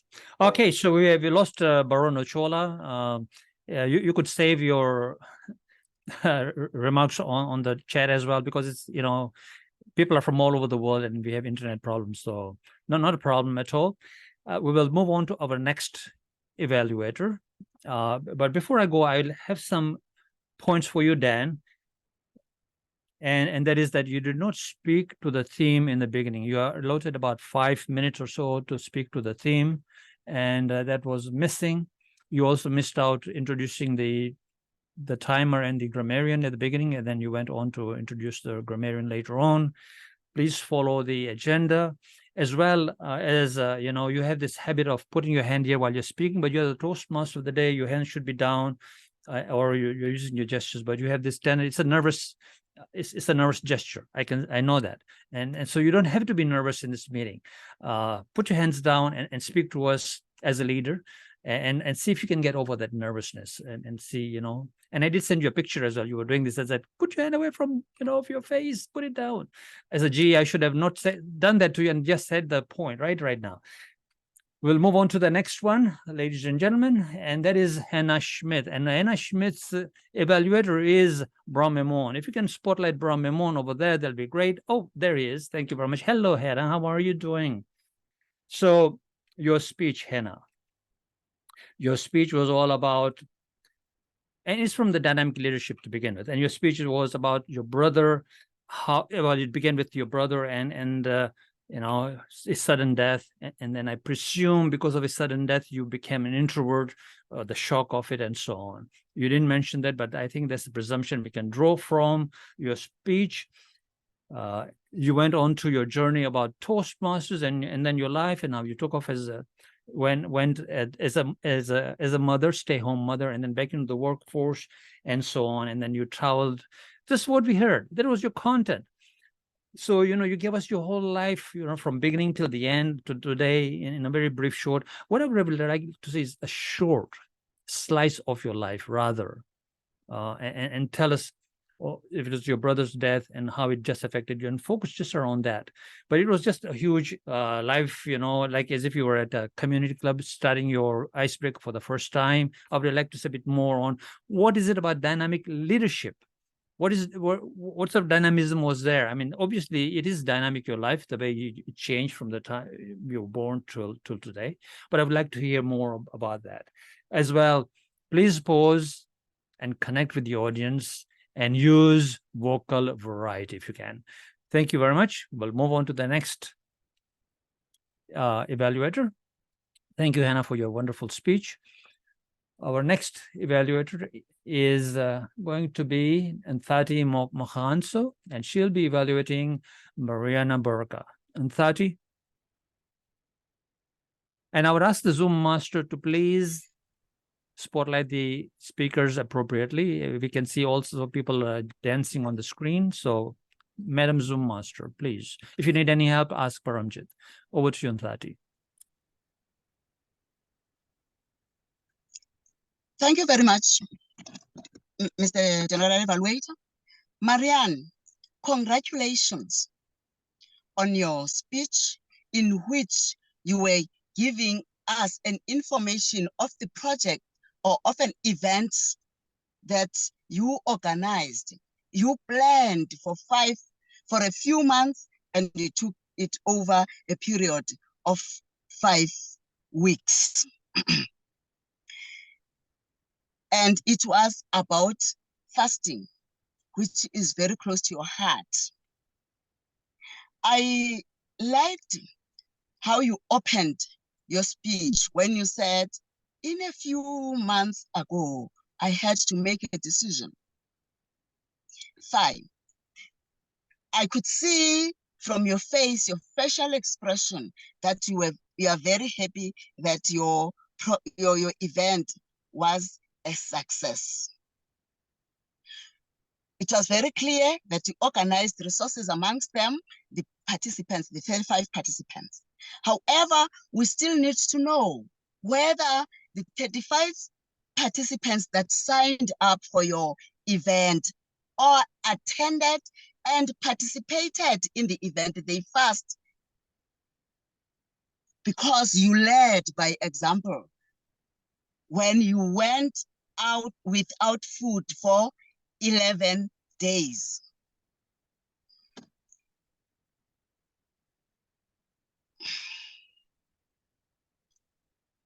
It was very clear that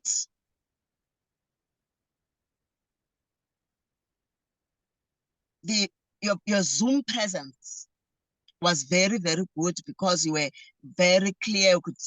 I could see you clearly. And at the beginning, you had a very good vocal variety when you were speaking slowly. And your hands gesture were responding or were aligned to what you were speaking. In my view, you achieved the objectives of leadership development. That is to tell us how you planned, how you organized resources, how you led the team and coordinated your event to success. I would recommend that you engage the audience more. They should participate in your speech, and you end by a call to action. I'm wishing you the best in your future speeches. Well done and congratulations. Back to you, Mr. Thank you, Anthati, for that evaluation. You did touch on the salient points about vocal variety and the enthusiasm and so on. But we wanted to know more about the results and the participation and what really happened at the end. And I think you are right. You didn't quite mention it, Anthati, but the ending was very abrupt and it finished at around 6-minute mark from the timing that I saw. So I believe there was some content that went missing somehow during the presentation, I believe. But thank you very much for letting us understand what fasting is. And that you quite rightly pointed that out, fasting magic. Our next evaluator is going to be evaluating Aswathy Rajan, and that is Karine Baptiste, all the way from France. So you will hear a French accent. Tune in. Karine. Thank you, dear General Evaluator. Thank you very much, Aswathy, for your inspirational, emotional speech. This is a great pleasure to have your own part of your personal life. Thank you very much for sharing this storytelling. This is your icebreaker, and we see who you are. Thank you. I will begin with three recommendations and three positive aspects and two recommendations. You have used perfectly your connection with your audience in using different questions at the beginning and the end of the speech, because you want to engage your audience, especially you want all of you participate with you with your story, because it is important. We need to follow at the beginning until the end. This is important for you to have this interaction with your public. Secondly, your vocal variety also. You have used the dialogue with your father. This is an important person in your family. You have used when you were different aspect of this dialogue to show this interaction also, because your father, I think, represents someone who gave you a fabulous gift. This fabulous gift, finally, you are in this moment. In terms of recommendation, to focus more on this emission, especially when you talk about you, this is the description finally of you, you can use, for example, an image of you when you were a child to show finally in order the audience can see the child who you are, who attended this experience, especially when you made the cover the nun, the discovered babies. And also you can show New Delhi. This is, I think, the city where you live. And I think different pictures, not a lot, just important images to focus and to show the context of this storytelling. And also you talked about the platform to help people, children, to have an education, to have different trainings. Also, you can share this platform when you participate, where you are an initiator, to show finally the initiative you have done, because this beginning of the story, when you discover the nuns' babies, and finally the platform, this is a concretization of your action. I think we can find front to back the beginning and the end. And it's a great, great experience. You are finally an illustration of an inspirational person. So thank you for that. And I hope I can hear you other storytelling for me. Back to you, General Evaluator. Thank you very much, Corinne, all the way from France. You started off your evaluation very well. You said you gave 3 pointers that you liked and 2 recommendations as to how the speech stood out for you, and you mentioned the very salient points along the way. Very well done. What I would like to see is more vocal variety in your presentation, Corinne, because what you're really doing is you're speaking to a global audience of more than 40 people here currently right now. And so of course your head was a little bit off the screen, and if you would have seen a bit more the whole body actually. So you have to be careful and cognizant of the Zoom and how you come across on Zoom, even as an evaluator, because you are a speaker. You get your 3 minutes of fame, and you need to sort of make sure that you actually make justice to that role. Thank you very much. Our next evaluator is going to be Deborah Walker, all the way from Saskatchewan, right? And she's going to be evaluating Dinesh Sharma. Thank you very much, Mr. General Evaluator. Dinesh, this is our second opportunity to partner together with respect to your speech, and I'm going to focus on specifically the things that you are planning on working on and improving for your speech delivery today. The first one is the computer usage and the use of the stage. And I'm going to couple those two together. One goal that you had was to actually raise the computer to the eye level so that you weren't looking down. I did not see that change. It looked the same to me as it did back in July. One of the good reasons to raise your computer to the eye level is to improve and give you more opportunity to use the virtual stage. In your first presentation, you stayed front and center the entire time.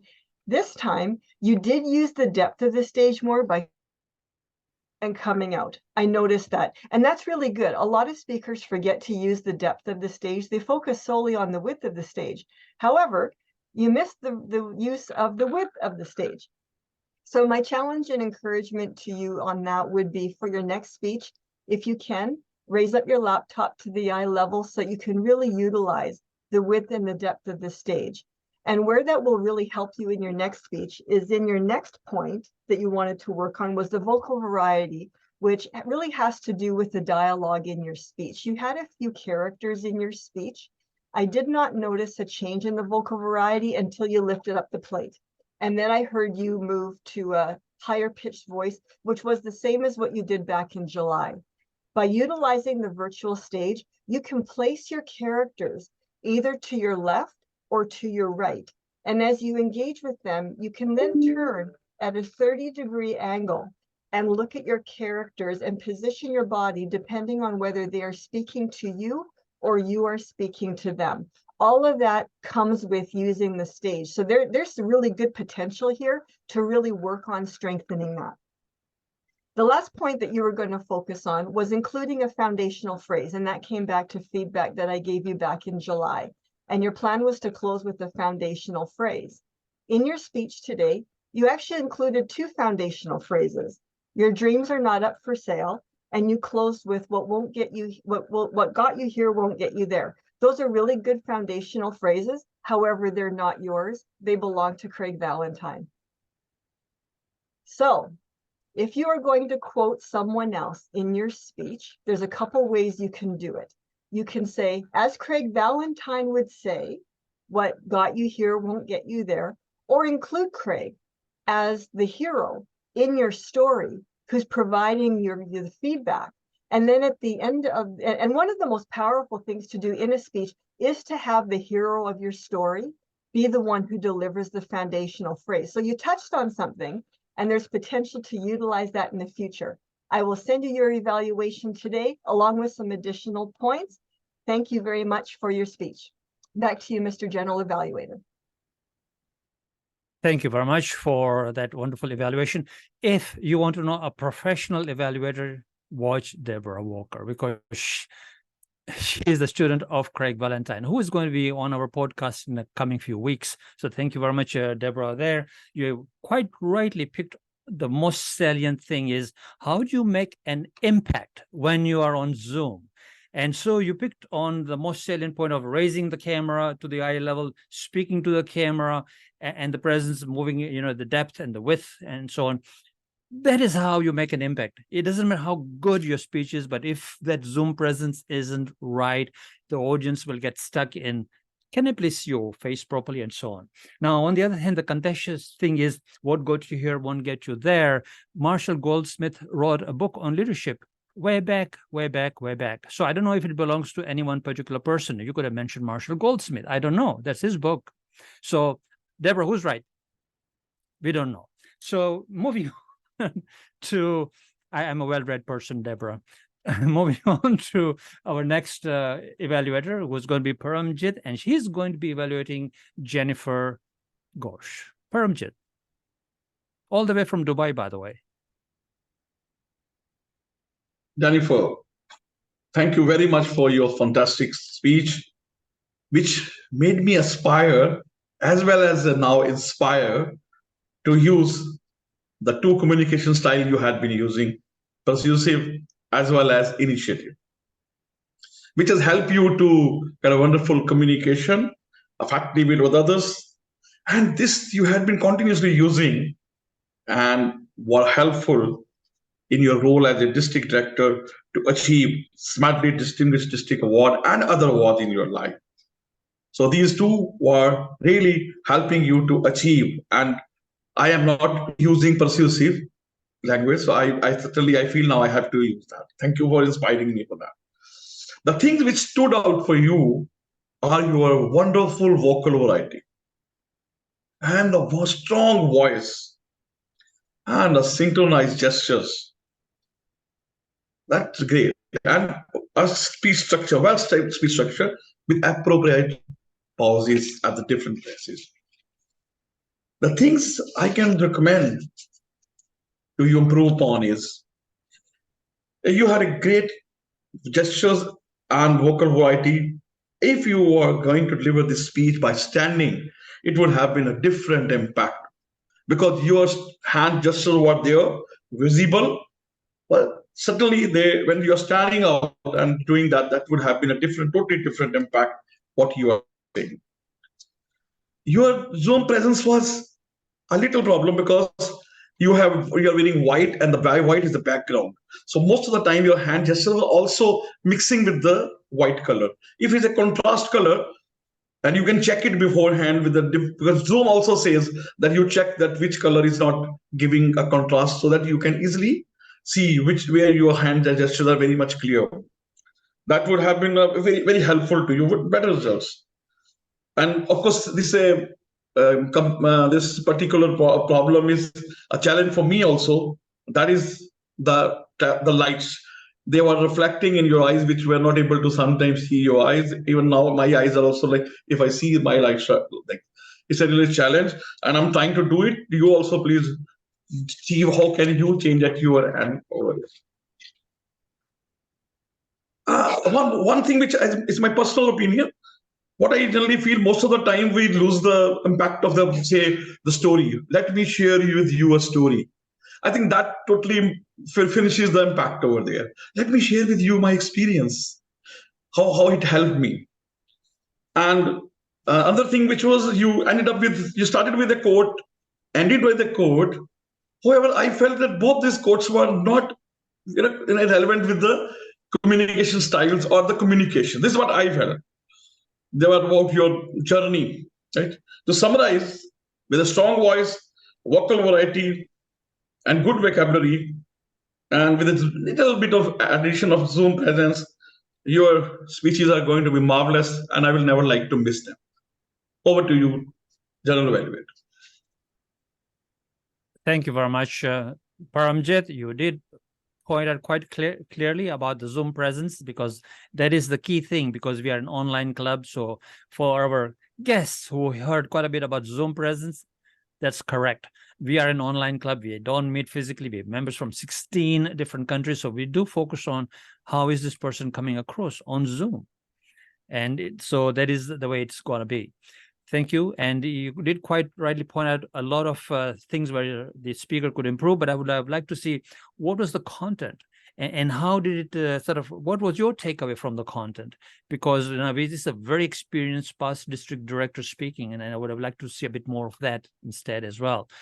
Our next speaker is Sabnam Saiyed. We had 3 icebreakers today. What a coincidence. And our evaluator is Kenneth Kajura, all the way from Uganda. Kenneth. Thank you, Ram. Am I or am I not? Well done, Saiyed. I can imagine as a woman, mother, leading others. This shows your great improvement in leadership skills. How good to start a women club. With the lessons and experiences you are encountering from Leadership Speak, I see a great leader. Well done, Saiyed. What could you work on to become an expatriate in this journey? I recommend you to slow down on your speaking pace, as you are able to include pauses and transitions to the next segment. As you conclude, what lessons did you want members to learn from your speech? I suggest you identify 2 takeaways for the audience. And as you end your conclusion with the question that you had posed, have you found a leader in you? And this will give you a good climax. Saiyed, I see a self-directed leader in Abu Dhabi. Over to you, General Evaluator. Thank you very much, Kenneth, for that evaluation. What I really liked about Sabnam was that she started with what her sense of what leadership really meant. And because this is leadership speak, she actually delved quite a bit into throughout her icebreaker about her leadership and what leadership really means to her. And she mentioned she did a speech with great enthusiasm and so on. So Kenneth, wonderful. Thank you for your evaluation today. Rather a bit short, but we are running short of time as usual. I will ask the Zoom master to launch the poll for the best evaluator. And as she's evaluating and putting up the poll for the best evaluator or best effort, I will ask Hannah Schmidt for our grammarian report. And please, let's make it quick. Hannah Schmidt for the grammarian report. Certainly, Mr. General Evaluator, short and sweet. The word expertise, I didn't hear very much, but I'm going to use it now. Expertise. I heard quite a few call to actions, especially from Dinesh. I wish I had more time. If they can do it, I can do it. And what got you here will not get you there. Thank you very much. Oh, he's gone already, I think. Okay, no problem. Jennifer, aspire to inspire. Reach out to do something noble. Definitely, we all have to do something noble. And we have to accept the change. And another one call to action that I heard was from Sabnam. Leadership is a long time journey. Definitely, there is no finish line in Toastmasters. There's no finish line in leadership speak. Over to you, Mr. General Evaluator. Thank you very much, Hannah, for that wonderful grammarian report. You could also use perhaps where language was used where it wasn't conducive to the speaker giving the message, and they could have perhaps improved by improving their language skills. That could have also been added there. But overall, as a grammarian, you could have said how, as leadership speak and advanced club, how our language enhances how we speak and so on. Thank you very much, Hannah Schmidt. Now I'll give you my report. I'm trying to keep on time, but as you can see, it is 11:32, and on there it says at 11:31 I should start my report. It's 11:32. It means I got now 4 minutes. We are right on time. We did very well today. As you can see, when we focus correctly, we can run on time. My evaluation report is simply this for the guests, especially. Our meeting starts 2 weeks before the meeting. When you come in and the meeting starts and the Sergeant at Arms starts the meeting, that's not when the meeting starts. The meeting starts 2 weeks before, when the Toastmaster of the day and the education speaker get together and collaborate. There's a collaboration that happens between Rozy and then Odero, the Toastmaster of the day, and what is the theme going to be and how are you going to speak to the theme of the day, because the education speaker has 20 minutes to speak to the theme of the day, and then has got only a few minutes at the beginning to introduce the theme, which of course I already mentioned. Then you need to have done that. It is right there on the agenda. And so we need to read the agenda and follow the agenda.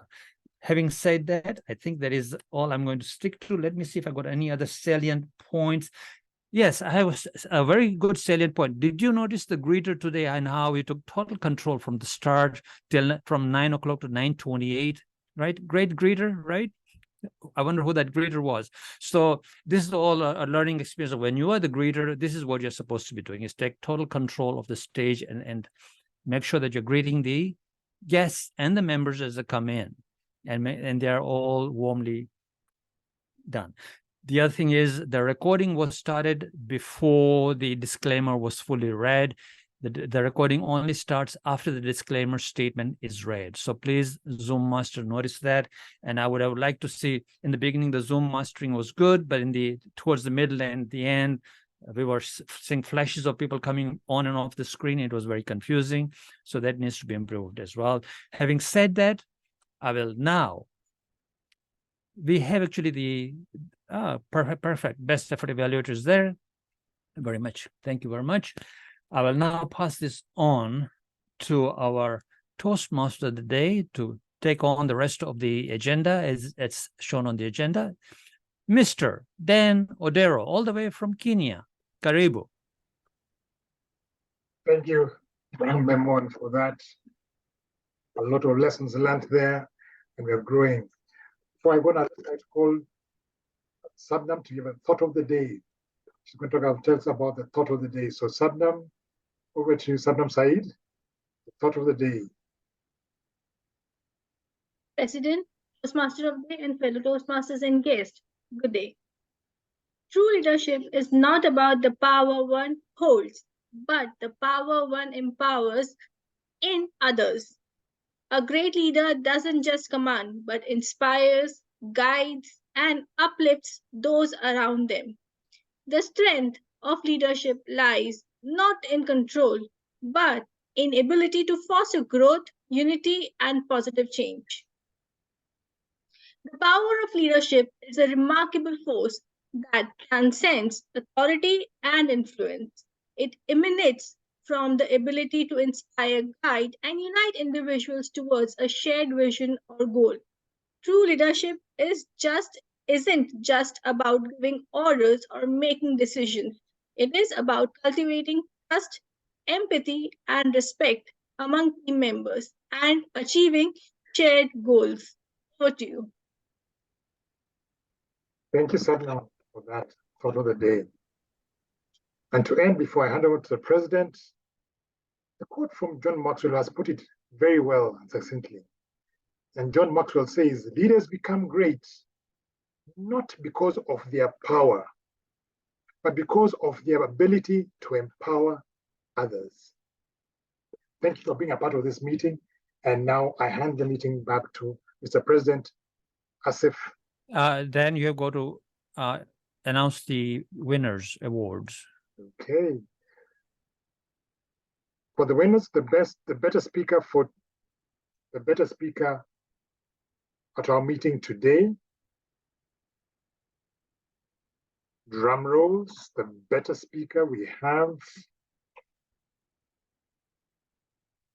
Zoombuster, who is the better speaker.